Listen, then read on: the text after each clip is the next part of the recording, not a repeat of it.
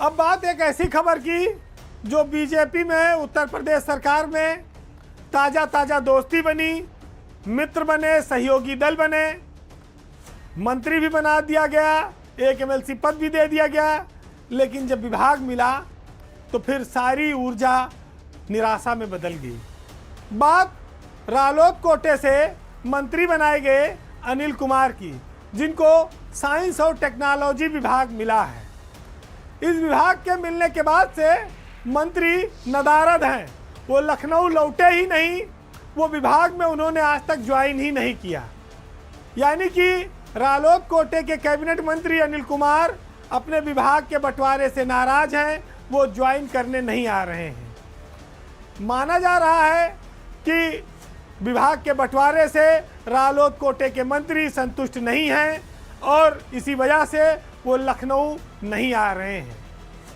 आपको याद होगा कि पिछले 5 मार्च को मंत्रियों को शपथ दिलाई गई थी, उसमें अनिल कुमार को भी रालोद कोटे से शपथ दिलाई गई। काफ़ी दिन इंतजार चलता रहा।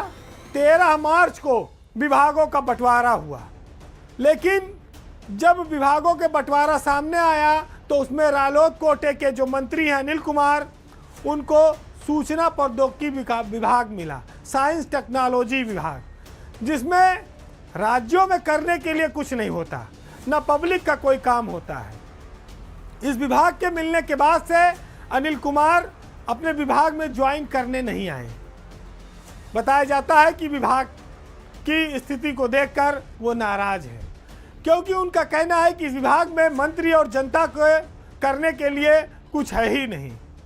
खाली लाल बत्ती गाड़ी, पुलिस और ऑफिस, टेलीफोन, यही सब है, इससे ज़्यादा कुछ नहीं है।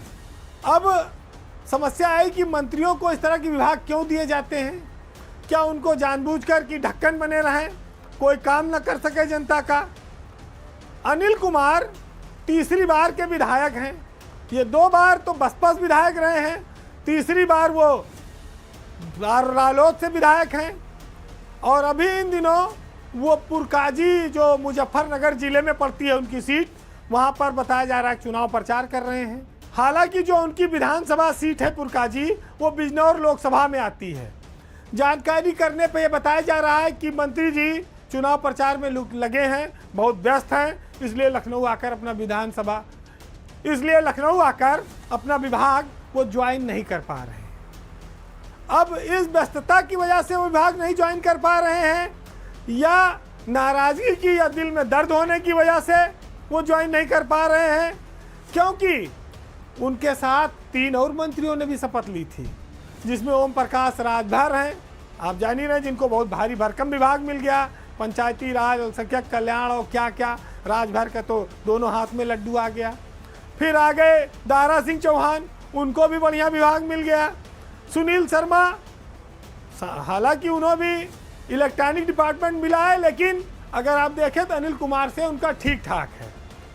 तो उनके साथ के 3 मंत्रियों ने अगले ही दिन विभागों में कामकाज संभाल लिया था, लेकिन अनिल कुमार को अभी तक फुर्सत नहीं मिली कि वो लखनऊ का रुख करें। इधर होली भी आ गई, नाराजगी में होली भी गुजर जाएगी, हालांकि फीकी गुजरेगी, क्योंकि जब कोई मिलने वाला नहीं है तो फिर कोई मतलब ही नहीं है, विभाग रहे ना रहे।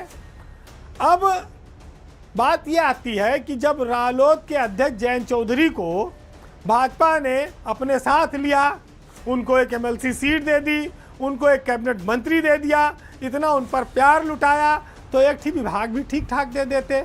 कम से कम 4 लोग आते, ना सही तो घास पत्ती का उद्यान विभाग दे देते।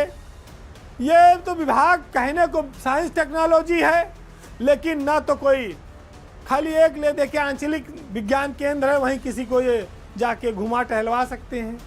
इसके अलावा कोई प्रोजेक्ट नहीं है, विज्ञान का कोई काम नहीं होता है, ना कोई यहाँ पर रॉकेट बनता है, ना यहाँ पर कोई सैटेलाइट छोड़ा जाता है, ना यहाँ पर कोई विज्ञान के चमत्कार होते हैं उत्तर प्रदेश में।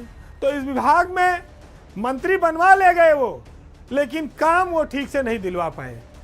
अब हालत यह है कि सार्वजनिक रूप से तो ये कहना पड़ रहा है कि भाई कैबिनेट मंत्री हमारे पास मिल गया है, बहुत वर्षों बाद मिला है, बड़ी हसरत थी, बड़े लंबी समय की तपस्या पूरी हुई, लेकिन विभाग के नाम पर उनके कार्यकर्ता ही मजाक उड़ा रहे हैं।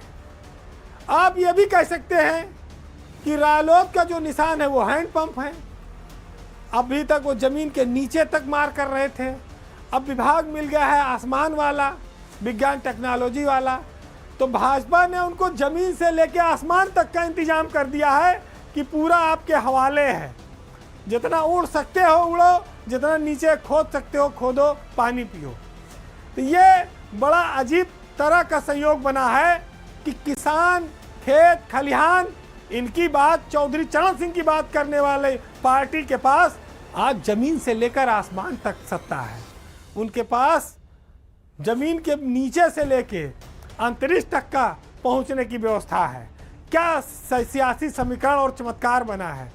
लेकिन सच्चाई यही है कि बहुत दिनों बाद अरमान पूरे हुए, लेकिन अधूरे ही हैं, दिल में दर्द बाकी है। सब कुछ पाकर भी रालोद और उसके मंत्री मायूस हैं, उत्साह नहीं है। तो अपनी अपनी किस्मत है और सियासत के रंग भी हो सकते हैं, दांव पेच भी हो सकते हैं। जिसको जो समझना हो समझे, लेकिन ये जरूर है कि देश की सत्ता का रास्ता खेतों खलिहानों से होकर गुजरने का जिन लोगों ने नारा दिया था, अब उनको पता लगेगा कि देश की सत्ता का जो रास्ता है वो खेत खलिहानों के बजाय आसमानों से होकर गुजरने लगा है। बहरहाल आज के पावर सेंटर में इतना ही। जाते जाते मुनव्वर राना साहब का एक बेहतरीन शेर आपको सुनाऊंगा, जिसमें गरीबी के दर्द, मुफलिसी, बचपन को बयां किया गया है। साथ ही इस देश की मिट्टी, खुददारी और वीर रस को भी बयां किया गया है।